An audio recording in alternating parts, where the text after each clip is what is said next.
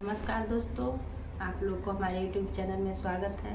आशा करती हूँ कि आप लोग स्वस्थ होंगे, मस्त होंगे, जहाँ भी होंगे ज़बरदस्त होंगे।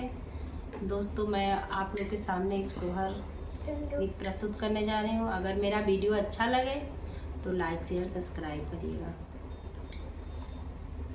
जन्मे है राम रघुरैया, अवध में बाजे बधैया हो। जन्मे है राम रघुरैया, अवध में बाजे बधैया हो। बाजे बधैया रमा, बाजे बधैया, बाजे बधैया रमा, बाजे बधैया। जन्मे है राम रघुरैया, अवध में बाजे बधैया।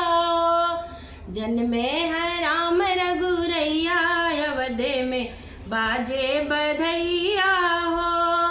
धन्य महाराज की धन्य हो अवधपुर, धन्य महाराज की धन्य हो अवधपुर।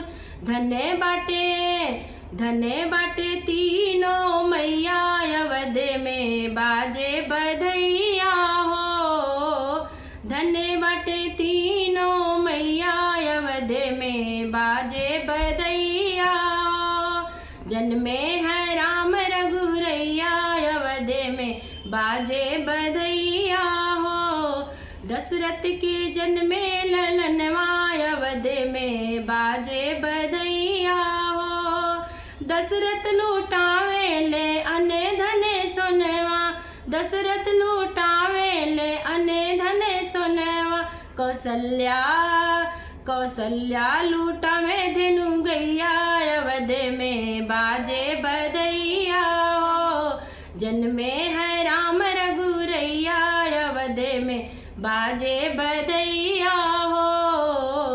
जन्मे है राम रघुरैया, अवध में बाजे बधैया हो।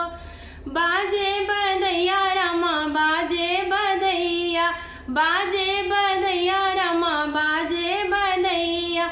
जन्मे है राम रघुरैया, अवध में बाजे बधैया हो। सब सखी मिलकर मंगल गावे, सब सखी मिलकर मंगल गावे।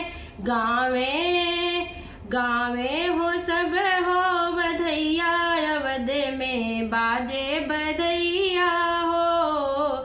गावे सब हो बधैया, अवध में बाजे बधैया हो। जन्मे है राम रघुरैया, अवध में बाजे बधैया हो।